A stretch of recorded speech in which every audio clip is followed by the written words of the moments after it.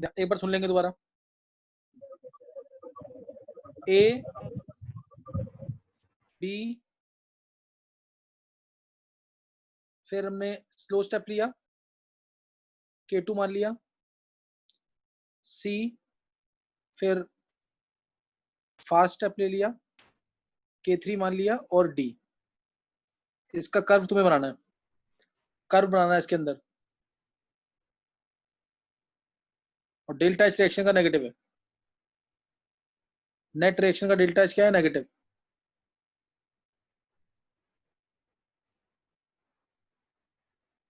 Next reaction का net reaction का delta H जो है नेगेटिव है।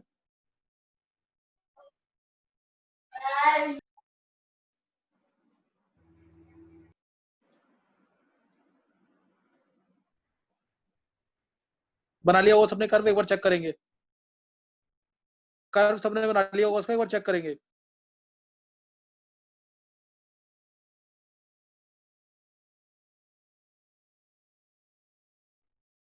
पोटेंशियल एनर्जी, टाइम या progress of the reaction? Potential energy, time या प्रोग्रेस ऑफ द रिएक्शन। देखो, अब एक तो ये पता होना चाहिए तुम्हें कि इसमें फास्ट रिएक्शन है तो K3 बहुत ज्यादा, K3 क्या होगा? बहुत ज्यादा होगा, K3 ज्यादा होगा। उसके बाद K3 ज्यादा होगा, फिर K1 ज्यादा होगा, और जो स्लो है उसका K2 क्या होगा? सबसे कम। तो K2 सबसे कम होगा। ए से बी जो रिएक्शन हो रही है उसमें K1 है, तो इसकी एक्टिवेशन एनर्जी क्या होगी? ये इंटरमीडिएट स्टेप है, ये क्या है? इंटरमीडिएट स्टेप, ना तो फास्ट है ना स्लो है, तो इसकी एक्टिवेशन एनर्जी नॉर्मल। अगर मेरा कर्व यहां से स्टार्ट हो रहा है तो वो खत्म होगा यहाँ पे। क्यों? क्योंकि रिएक्शन एक्सोथर्मिक है। रिएक्शन क्या है? एक्सोथर्मिक। तो इसका ये मान लिया मैंने। अब दूसरा स्टेप क्या है? दूसरा स्टेप है स्लो। K2 बहुत स्लो है तो इसको ऐसे चलेंगे। और तीसरा स्टेप क्या है? तीसरा स्टेप,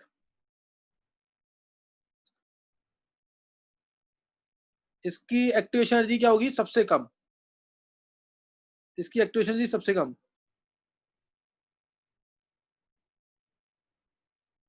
कुछ ऐसे मान लो, ये वाली वैल्यू ज्यादा होनी चाहिए बस। तो इसमें कितने इंटरमीडिएट हैं? ये E1, ये E2, और ये E3, ये E3। तो E2 की वैल्यू होगी सबसे ज्यादा। क्यों? क्यों एक्टिवेशन एनर्जी ज्यादा है इसकी? क्योंकि सबसे स्लो स्टेप है, सबसे स्लो स्टेप है। सही ना? सबसे स्लो स्टेप है, इसलिए एक्टिवेशन एनर्जी इसकी ज्यादा होगी। तो इस तरह से कर्व बनाना आना चाहिए तुम्हें। और इसमें ट्रांजिशन स्टेट है हमारे पास कितनी? 3। और इंटरमीडिएट कितने हैं? 2। और भी बन सकते हैं क्वेश्चन इसके ऐसे। मैंने तुम्हें सिखा दिया किस तरह से बनाना है, बस बाकी तुम्हें आना चाहिए खुद। बाकी तुम्हें खुद आना चाहिए। सही ना? तो ये वाला ध्यान दे देंगे। अच्छा, कर्व मैंने बनाना सिखा दिया सबको। नेक्स्ट जो आगे क्वेश्चन है, बेसिक सिखा दिया है इसका। क्वेश्चन बहुत अच्छे अच्छे बनते हैं इसके ऊपर, बेसिक्स का सिखा दिया है। नेक्स्ट जो पढ़ेंगे अब, effect of temperature on rate constant, दो तरीके से। एनसीईआरटी में 2 बार दे रखा है क्वेश्चन इसका, और एंट्रेंस में काफी बार क्वेश्चन इसका आया हुआ है। Effect of temperature on rate constant, effect of temperature on rate constant. पहले पढ़ेंगे क्वालिटेटिव इफेक्ट, पहले पढ़ेंगे qualitative effect.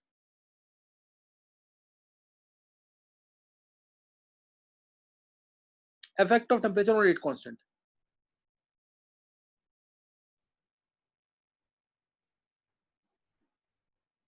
Effect of temperature on rate constant.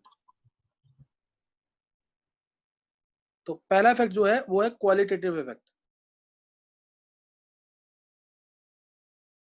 और दूसरा है क्वांटिटेटिव इफेक्ट। पहला क्वालिटेटिव इफेक्ट, दूसरा क्वांटिटेटिव इफेक्ट। तो क्वालिटेटिव इफेक्ट का जो मैं बताऊंगा ना, टेम्परेचर का इफेक्ट रेट कांस्टेंट के ऊपर, यानी स्पीड वाले कांस्टेंट के ऊपर। जो क्वालिटेटिव इफेक्ट है, जो क्वालिटेटिव इफेक्ट है, यानी ये ग्राफ के थ्रू एक्सप्लेन करेंगे। और ये सेम ग्राफ है जो स्टेट्स ऑफ मैटर चैप्टर में था। स्टेट्स ऑफ मैटर में हमने एक कर्व पढ़ा था, फ्रैक्शन ऑफ मॉलिक्यूल्स अपॉन में मॉलिक्यूलर वेलोसिटीज, ये वाला कर्व याद है? वो सेम कर्व पढ़ेंगे इसके अंदर। Fraction of molecules versus molecular velocities, ये कर्व पढ़ा था एक, ये सेम कर्व है। यहाँ पे क्या था, फ्रैक्शन ऑफ मॉलिक्यूल्स, यहाँ क्या था, मॉलिक्यूलर वेलोसिटीज या स्पीड।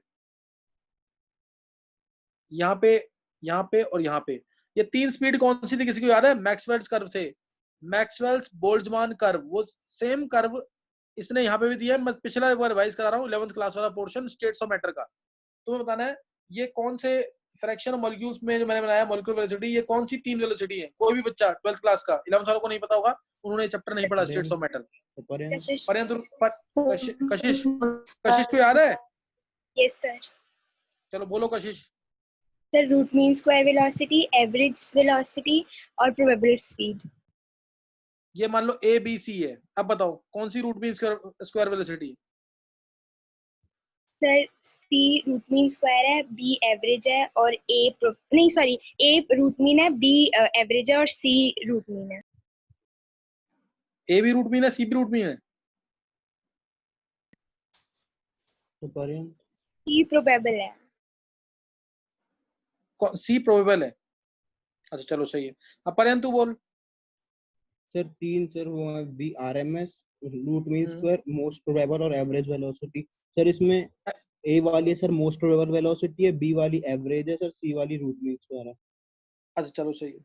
कौन सी वेलोसिटी, अब कौन बताएगा कि कौन सी वेलोसिटी सबसे ज्यादा है इसके अंदर? सर बी आरएमएस, सी वाली। सी वाली सबसे ज्यादा है। ध्यान रखना इसमें गलती होती है, ऊपर देख के बोल देते हैं ए सबसे ज्यादा है, ए सबसे ज्यादा नहीं है, सी सबसे ज्यादा होगी, जो कि क्या है, root mean square velocity. C क्या है, root mean square velocity, U से डिनोट करते हैं, और बी हमारी है एवरेज स्पीड, वी से डिनोट करते हैं, और ए हमारी क्या थी, मोस्ट प्रोबेबल वेलोसिटी, अल्फा से डिनोट करते हैं, अल्फा एमपी लिखते हैं, मोस्ट प्रोबेबल वेलोसिटी।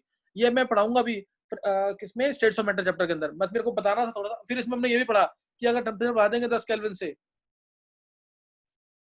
तो क्या होगा, 10 केल्विन से टेम्परेचर बढ़ा दिया तो ये सारी स्पीड बढ़ जाएंगी, तो ये सारी स्पीड बढ़ जाएंगी। ये सेम कर्व मैं पढ़ाऊंगा क्वालिटेटिव इफेक्ट के अंदर, उसको ध्यान से देखेंगे। अब सेम कर्व पढ़ेंगे क्वालिटेटिव इफेक्ट के अंदर, मैं ये रब कर रहा हूं यहाँ पे।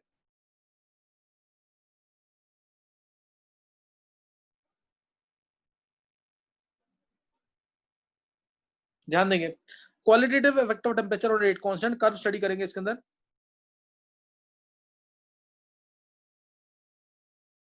अब देखकर ग्राफ को तुम्हें बताना है वाई एक्सिस पे क्या आएगा, एक्स एक्सिस पे क्या आएगा, ये पहचानना आना चाहिए।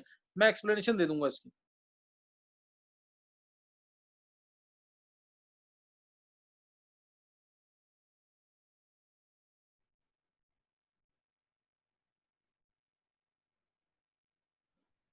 ये आ गया यहाँ पे, ध्यान देंगे। अब वाई एक्सिस पे क्या आएगा, एक्स एक्सिस पे क्या आएगा, ये तुम्हें पहचानना है, ये तुम्हें पहचानना है। दिस पॉइंट इज से थ्रेशोल्ड एनर्जी या एक्टिवेशन एनर्जी जब मिलने के बाद है, this point is threshold energy. तो अभी जो है हमारे पास, ध्यान देना, अभी हमारे पास इतने मॉलिक्यूल्स हैं, इतने मॉलिक्यूल्स हैं सिर्फ जो हमारे लिए काम के हैं। इससे पीछे वाले जितने भी मॉलिक्यूल्स हैं, ये वाले, इनका कोई रोल नहीं है रिएक्शन के अंदर। अब बताओ, मैंने थोड़ा सा एक्सप्लेनेशन दिया, बताओ एक्स एक्सिस पे क्या आएगा और वाई एक्सिस पे क्या आएगा। ये हमारा टी केल्विन पे कर्व है, ये टी प्लस 10 केल्विन पे।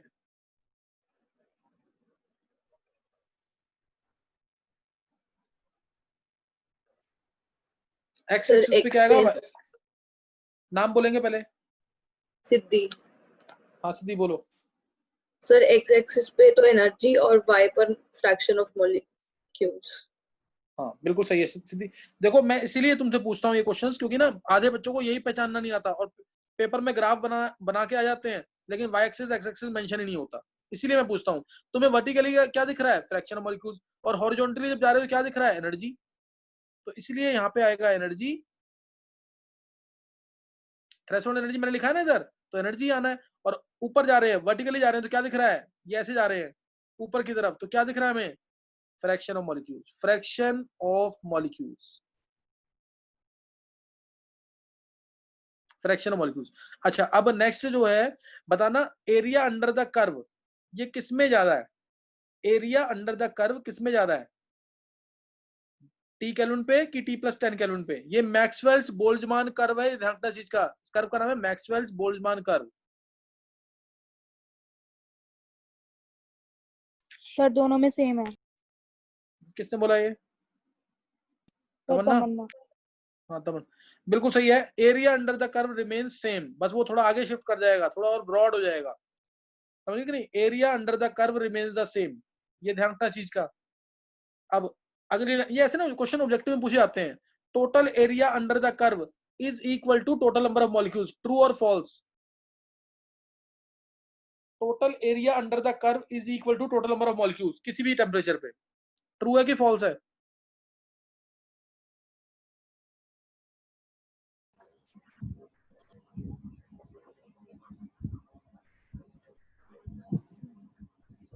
ट्रू है कि false? Total area under the curve is equal to total number of molecules.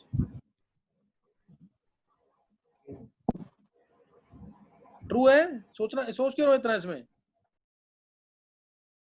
नहीं समझ बात? जो टोटल एरिया है अंडर द कर्व, उसमें ही तो फ्रैक्शन ऑफ मॉलिक्यूल्स होंगे।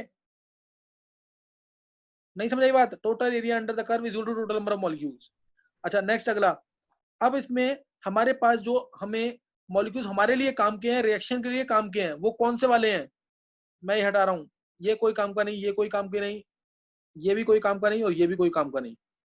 ये मॉलिक्यूल सिर्फ काम के हैं जो थ्रेशोल्ड एनर्जी के बराबर हैं या उससे ज्यादा एनर्जी वाले हैं, या उससे ज्यादा एनर्जी वाले हैं, वही मॉलिक्यूल्स काम के हैं, बाकी कोई मॉलिक्यूल हमारे काम के नहीं है। तो सिर्फ इतने मॉलिक्यूल, मान लिया ये 50 मॉलिक्यूल्स थे, मान लिया कितने मॉलिक्यूल्स थे? 50। तो यही 50 मॉलिक्यूल काम के हैं, पीछे वाले मॉलिक्यूल्स कोई भी काम के नहीं होंगे, वो पीछे वाले मॉलिक्यूल्स काम के नहीं होंगे, ध्यान रखना चीज का। अब मैंने जब टेम्परेचर बढ़ाया, टेम्परेचर बढ़ा दिया 10 केल्विन से T + 10 केल्विन, तो अब क्या हुआ? अब टेम्परेचर 10 केल्विन से बढ़ाने से क्या हो गया? अब ये जो एरिया, जो फ्रैक्शन ऑफ मॉलिक्यूल्स थे, वो अप्रोक्सीमेटली चेक करोगे तो डबल होगा कि नहीं? वो अप्रोक्सीमेटली डबल होगा कि नहीं? डबल होगा कि नहीं? अब यही, अब यहाँ पे बात जो मैं बोलूंगा, सबसे काम की बात यही है, यही पेपर में लिख के आनी है। Qualitative effect of temperature on rate constant, qualitative effect of temperature on rate constant, इसमें यही लाइन लिख के आनी है। विद 10 डिग्री, जो इंपॉर्टेंट लाइन है मैं बोल रहा हूँ, with 10 degree rise in temperature, with 10 degree rise in temperature, fraction of molecules having energy equal to or greater than threshold energy becomes almost double, becomes almost double as seen from the graph। ये graph से दिख रहा है हमें, as can be seen from the graph, so rate of reaction becomes doubled for every 10 degree rise in temperature। ये line लिख के नहीं पेपर के अंदर आता है, qualitative effect.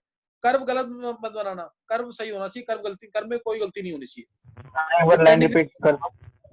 With 10 degree rise in temperature, fraction of molecules having energy equal to or greater than threshold energy, equal to or greater than threshold energy, have almost doubled, have almost doubled, so rate of reaction becomes double for every 10 degree rise in temperature, so rate of reaction becomes almost double for every 10 degree rise in temperature। कोई doubt किसी को? चलो ये खत्म हो गई बात।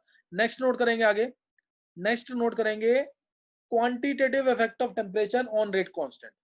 Quantitative effect of temperature, ये क्वालिटेटिव इफेक्ट था, now it is quantitative effect.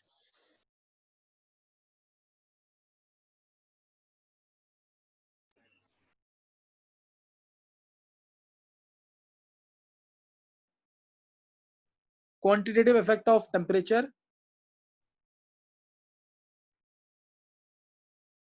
on rate constant के, सही ना? Quantitative effect of temperature, quantitative effect अगर मैं बोलूंगा, ध्यान देना, अगर मैं बोलता हूं क्वांटिटेटिव इफेक्ट, इसका मतलब हमें अर्हेनियस इक्वेशन लिखनी है, यानी इक्वेशन लिखनी है। और वो कौन सी इक्वेशन है? अर्हेनियस equation.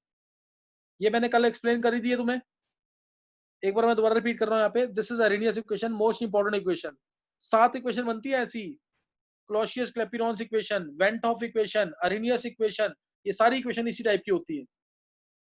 K = A e raised to exponent raised to minus EA by RT, 11th class में भी इसी टाइप की इक्वेशन थी, van't Hoff equation, k equal to A E की power minus A by R T.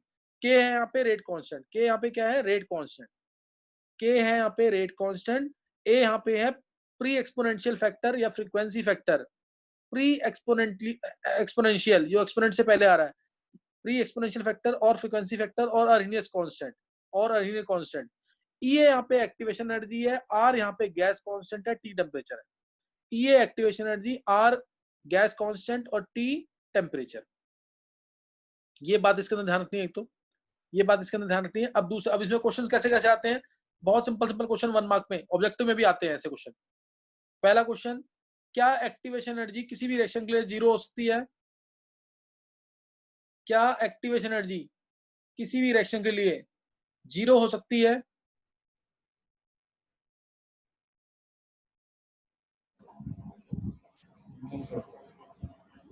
अगर activation energy zero कर दोगे तुम तो ई को जीरो रखा, अगर ई की पावर 0 1 हो जाता है तो k इक्वल टू ए आ जाएगा। इसका मतलब सारी कोलिजन इफेक्टिव है, not possible, impossible.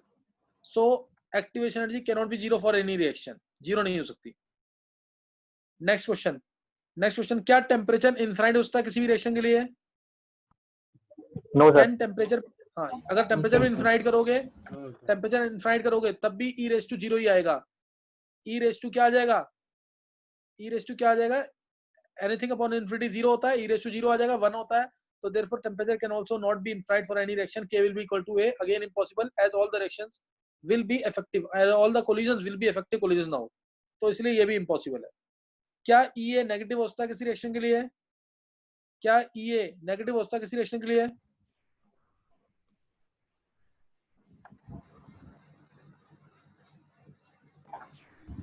No sir. हाँ, वो भी नेगेटिव भी नहीं हो सकता, क्योंकि अगर उसको नेगेटिव करोगे तो ये बन जाएगा ई रेस टू प्लस ई बन जाएगा, या ई रेस टू एक्स मान लो। और ई रेस टू एक्स क्या होता है, 1 plus x square by 2 factorial plus x cube by 3 factorial, ये सब चलेगा ऐसे।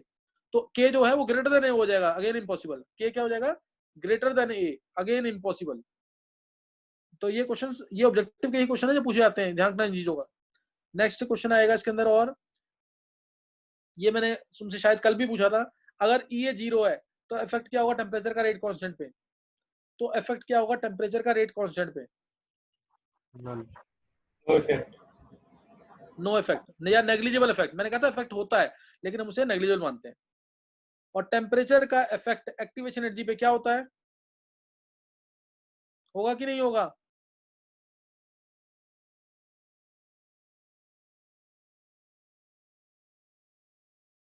बताओ, टेम्परेचर का इफेक्ट होगा रेट कांस्टेंट पे कि नहीं होगा? देखो, टेम्परेचर बढ़ेगा तो रेट कांस्टेंट बढ़ेगा, तो एक्टिवेशन एनर्जी कम होनी चाहिए, लेकिन within given temperature range, ध्यान रखना चीज का, within given temperature range E को हम कोई चेंज नहीं मानते।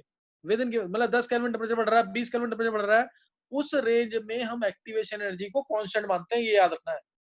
उस रेंज में हम एक्टिवेशन एनर्जी को कांस्टेंट मानते हैं, ये बात याद रखनी है। सही है, ये चीज ध्यान रखना इसके अंदर। अच्छा, अब मैं लिख रहा हूं, जैसे ये क्वेश्चन है, ध्यान देंगे, टर्म्स मैंने एक्सप्लेन कर दी है यहाँ पे सारी, क्वेश्चन बता दिए हैं, टर्म्स एक्सप्लेन कर दिए हैं। अब ये क्वेश्चन है, एनसीईआरटी का क्वेश्चन है ये। के दे रखा है सपोज तुम्हें 1.4 इंटू 10⁸, 1.4 इंटू 10⁸ ई की power -28,000 k by t, k by t। what is the activation energy of the reaction and frequency factor of the reaction?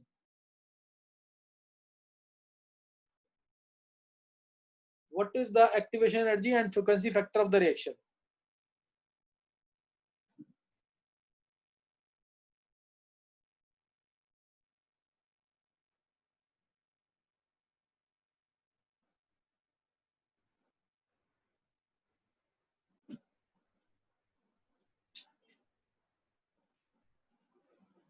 बोलो।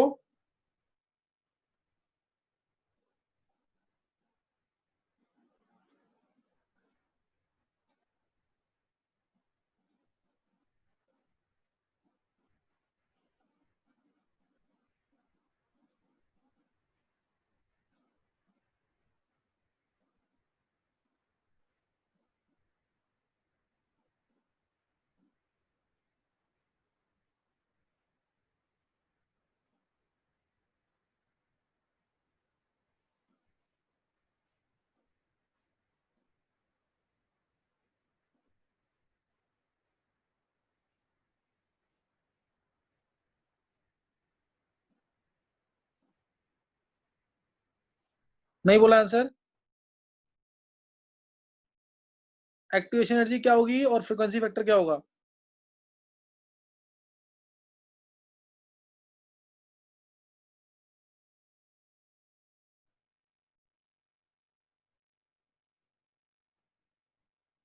ध्यान देंगे इधर, ए की वैल्यू होगी यहाँ पे, कंपेयर करेंगे ऊपर से सिर्फ A will be equal to 1.4 10 to the power 8 और यूनिट इसकी डिपेंड करेगी रेट ऑफ रिएक्शन पे, यूनिट डिपेंड करेगी रेट ऑफ रिएक्शन पे, unit will depend upon the rate of reaction. अच्छा ये अरेनियस इक्वेशन जो है ना, इंपॉर्टेंट लाइन बोल रहा हूँ मैं, जीरो ऑर्डर रिएक्शन के लिए भी वैलिड नहीं है और रेडियो एक्टिव रिएक्शन के लिए भी वैलिड नहीं होती, ये याद रखना लाइन।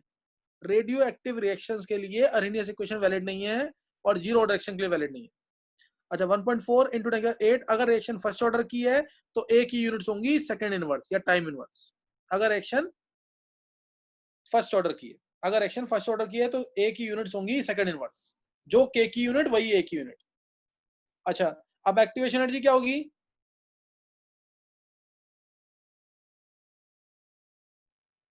ध्यान देंगे इधर, एक्टिवेशन एनर्जी कंपेयर करेंगे इसको इतने पार्ट से।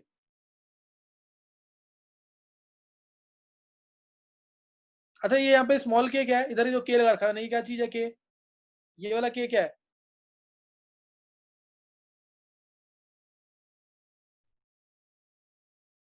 ये के क्या है ये वाला?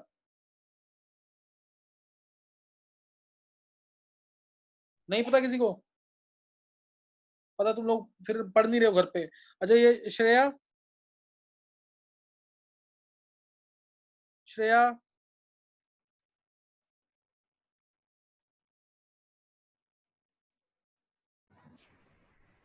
Yes, sir.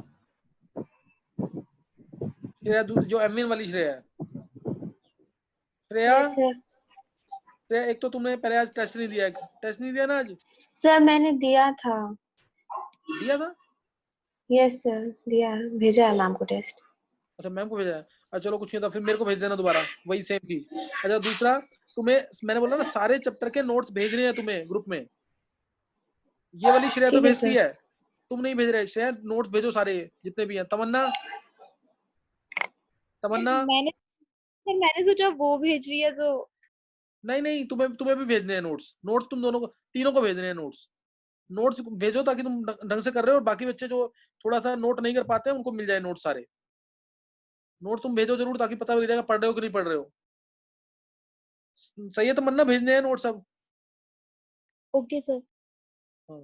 अच्छा ये अब यहाँ पे मैंने ए की वैल्यू लिख दी है और अब दूसरा, अब के की वैल्यू, सॉरी एक्टिवेशन एनर्जी की वैल्यू बोलना किसी को। एक्टिवेशन एनर्जी कंपेयर करेंगे, minus E A by R T is equal to minus 28,000 K by T. T से T cancel, minus minus cancel हो जाएगा, ना भी लगाते तब भी काम चलेगा। ये आ जाएगा यहाँ से 28,000 इंटू के, आर की value 8.314 joule kelvin inverse mole inverse. तो केल्विन इनवर्स से केल्विन कैंसिल, ये केल्विन था और ये केल्विन इनवर्स था, ये कैंसिल हो जाएगा, आंसर आ जाएगा जूल पर मोल में। 28,000 इंटू 8.314, 28,000 इंटू 8.314, तो ये अप्रोक्सीमेटली 20 मान लो तुम, कुछ आ जाएगा 2 इंटू 10⁵ के आसपास में आ जाएगा। तो चेक कर लेना 10⁵ आएगा या 4 आएगा। ये 2.8 ले लिया इसको, 20 2 इंटू 10⁴ यहाँ से, हाँ 2 इंटू 10⁵ में आ जाएगा। तो अप्रोक्सीमेटली बता रहा हूँ मैं, इस तरह से एक्टिवेशन निकल जाएगी जूल पर मोल में। इस के का ध्यान रखना हमेशा पेपर के अंदर, ये के जो है ये केल्विन है, यहाँ पे ये कैंसिल हो जाता है। आर की यूनिट्स में भी joule kelvin inverse mole inverse आता है, तो उसमें कैंसिल हो जाता है, तो ये पता होना चाहिए तुम्हें। अब यहाँ पे एक बार क्वेश्चन आया हुआ जेईई एडवांस में, क्वेश्चन जेईई एडवांस में भी आया हुआ और एम्स में भी आया हुआ सेम क्वेश्चन उसी टाइप का। एम्स में ज्यादा अच्छा क्वेश्चन आया था, एडवांस का क्वेश्चन जो आया था वो ज्यादा बेटर नहीं था, मतलब उसमें ना क्वेश्चन हिट एंड ट्रायल से भी निकल सकता था। क्वेश्चन था के वर्सेस टेम्परेचर का curve, rate constant versus temperature, rate constant versus temperature का कर्व।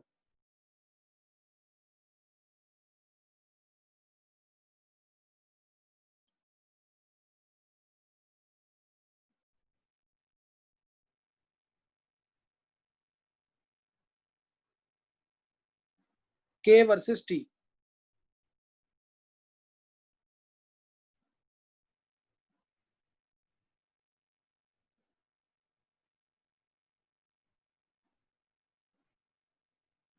इनमें से कौन सा कर्व होगा? के वर्सेस टी, जो जेई एडवांस का क्वेश्चन था वो इजी था, वो हो जाएगा। हाँ पर्यंत, B option. B part. B option, yes sir. Nilesh हाँ और कोई? Sir, Nilesh B option. B option सही है। दक्ष तेरा क्या आंसर है?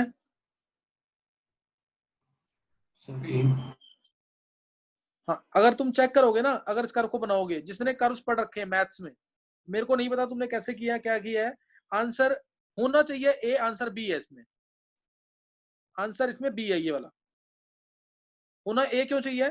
क्योंकि टेम्परेचर अगर तुम बढ़ाते रहोगे, टेम्परेचर बढ़ाते रहोगे, किसी एक इंस्टेंट पे जाके तो टेम्परेचर इन्फिनाइट होगा, तो के हो जाएगा ए के इक्वल, और के जब ए हो गया यानी y इक्वल टू के की फॉर्म होगी एक तरह से, y equal to K means straight line parallel to X axis मिलनी चाहिए इन्फिनाइट टेम्परेचर पे, और इन्फिनाइट टेम्परेचर पे straight line parallel to X axis किसमें आ रही है? ए ऑप्शन के अंदर आ रही है ना पैरेलल टू, ये देखो, तो आंसर इसलिए ये होना चाहिए था, लेकिन आंसर इसका बी है।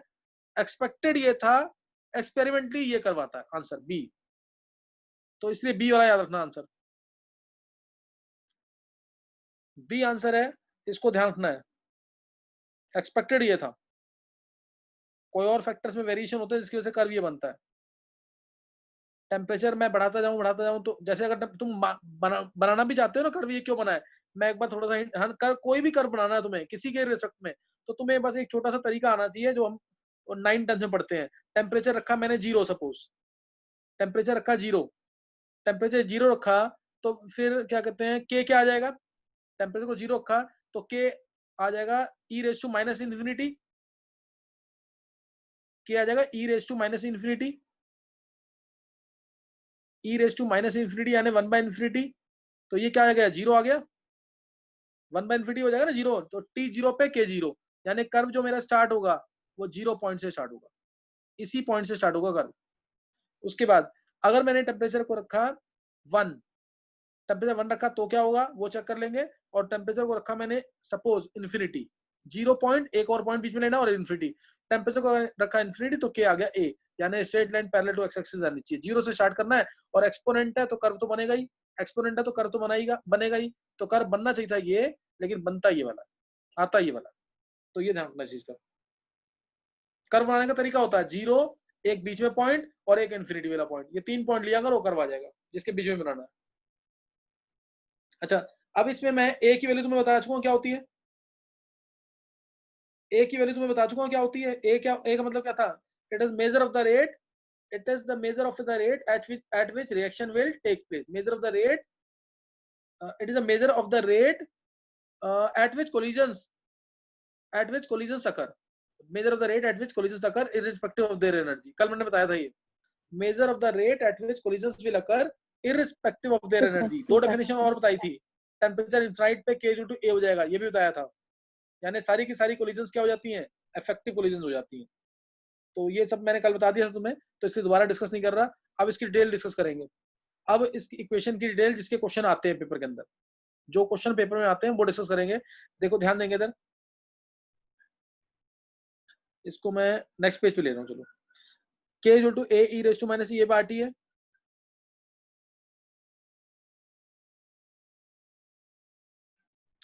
Taking log on both sides, natural log के क्या आ जाएगा?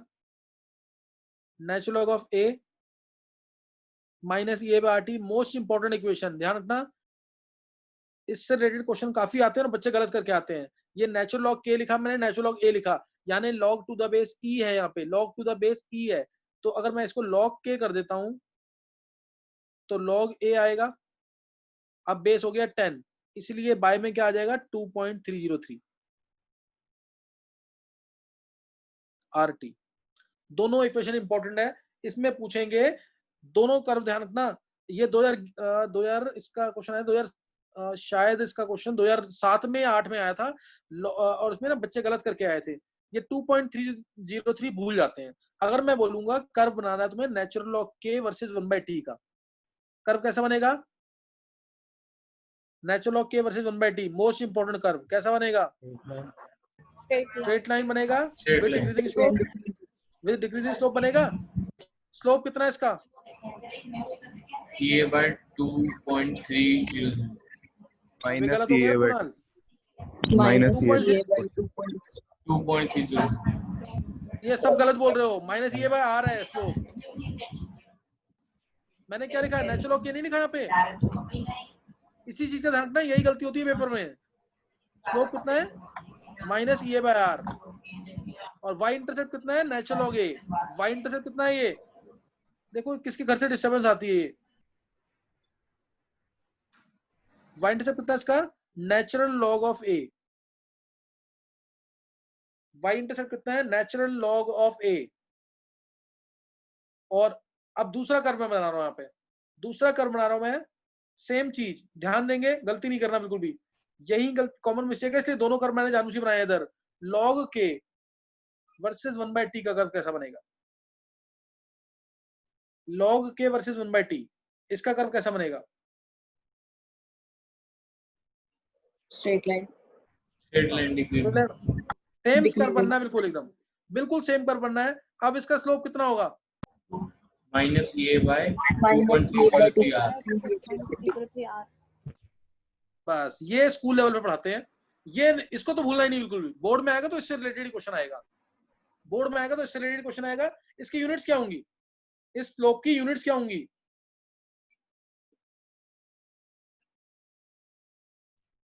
इस स्लोप की यूनिट्स क्या होंगी।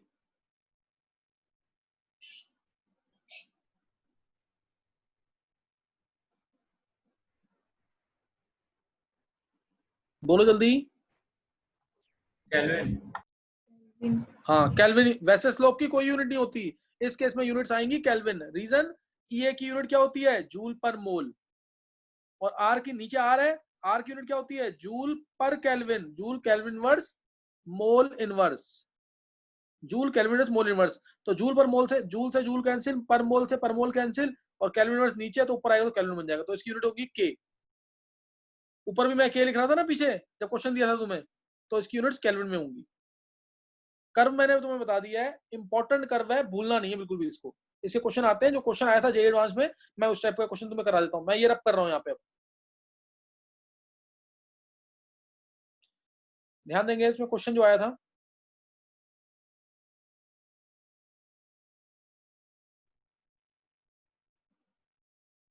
क्वेश्चन था एक, तो चलो एक एनसीईआरटी का क्वेश्चन है वो देख लेंगे। मान लो स्लोप दे रखा है अरेनियस इक्वेशन का, स्लोप दे रखा है अरेनियस इक्वेशन का -6000 के। What is the activation energy of the reaction, what is the activation energy of the reaction.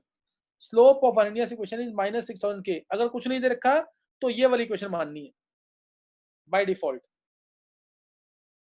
What is the activation energy of the reaction.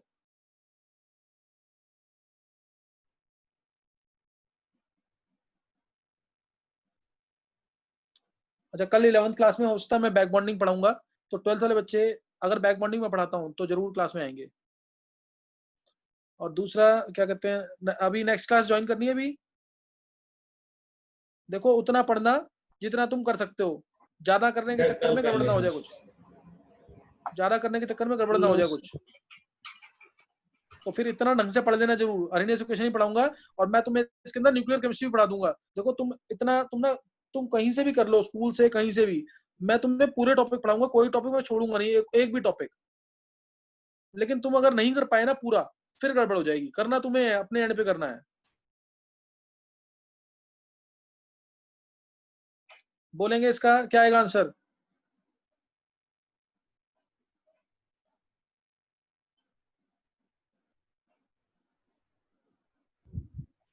1.14 into 10⁵. हाँ चलो ये तो सही होगा, इसमें गलती नहीं होगी। स्लोप था उसका -EA/2.303R। फॉर्मूला याद कर लेना, ये सारे फॉर्मूले लिखने हैं, याद कर लेना जरूर। दिस इज इक्वल टू -6000 के, माइनस माइनस कैंसिल, बस उधर क्या करना है तुम्हें, मल्टीप्लाई करना है। ये आ जाएगा 6000 के यहाँ पे फिर केल्विन है 2.303 आर की value 8.314 joule kelvin inverse mole inverse. Kelvin inverse से केल्विन कैंसिल, निकाल लोगे आंसर सॉल्व करके। जूल पर मोल में आंसर आएगा, आंसर आएगा जूल पर मोल में। नेक्स्ट क्वेश्चन देखेंगे, रब कर दूं इसे। स्लोप का फॉर्मूला याद कर लेना, Yes, ये sir. स्लोप का इंपॉर्टेंट फॉर्मूला है। हाँ, स्लोप का इंपॉर्टेंट फॉर्मूला याद कर लेना इसको। नेक्स्ट क्वेश्चन जो है, जो जेई एडवांस में आ चुका 2 बार और बोर्ड में भी आ चुका है, उसको देखेंगे अब। क्वेश्चन है, सपोज देखा है तुम्हें log k is equal to, अभी तो तुम्हें सामने सामने दिख रहा है सब कुछ, इसलिए हो जाएगा, वहां पे सोचना टफ हो जाएगा। फॉर्मूले का नोटबुक जरूर बना लेना। log k is equal to से 15.3 माइनस 2 इंटू 10 की पावर 5 k बाई t है। अब तुम्हें निकालना है इसके अंदर फ्रीक्वेंसी फैक्टर और एक्टिवेशन एनर्जी। ये क्वेश्चन आया था और बहुत बच्चे गलत करके आए थे। फ्रीक्वेंसी फैक्टर और एक्टिवेशन एनर्जी निकालनी है।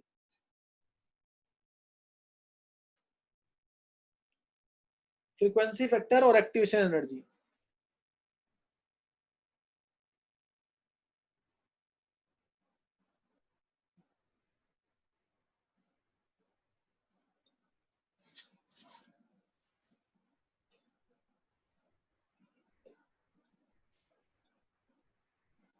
निकाल लिया? थोड़ा फास्ट करेंगे।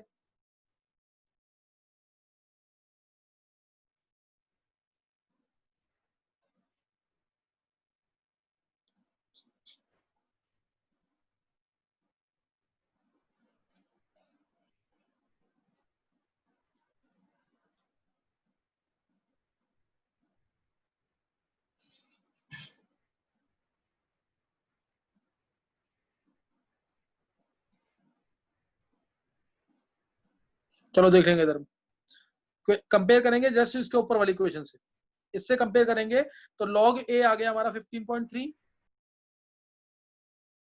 log a 15.3 आ गया। तो taking anti log on both sides, तो a आ गया डायरेक्ट, यहां से कितना आ जाएगा? कौन बोलेगा आंसर? दक्ष आंसर बोल जल्दी। a कितना आ जाएगा? And it's all. into 10 की into power -16 माइनस 15, -16 माइनस क्यों अच्छा, आएगा? अच्छा। log के 10 के 0.3 है ना, तो 15 प्लस 0.3, 0.3 किसका लॉग होता है? log 2 का, इसलिए 2 इंटू 10 के 15 आ जाएगा। यूनिट वही होंगी। अगर रिएक्शन सेकंड ऑर्डर की है तो यूनिट आएंगी molar inverse, second inverse, molar inverse, time inverse. और अगर तुम्हें ये निकालना है तो इससे कंपेयर करेंगे, इस पार्ट से। टी तो हट ही जाएगा, या लिख लगाना है तो लगा दो बेशक।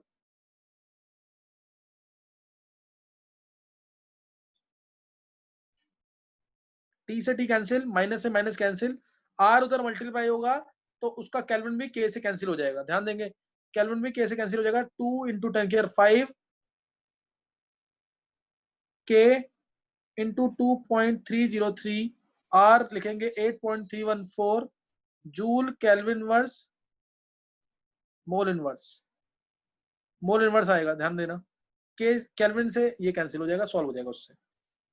समझ आ गया कैसे करना है ये? Yes, sir. हाँ, नेक्स्ट क्वेश्चन एक ट्राई कर लेना, जल्दी से लिख रहा हूं मैं। क्वेश्चन है log k वर्सेस 1/t का कर्व है, तुम्हें बताना है किसकी एक्टिवेशन एनर्जी ज्यादा है।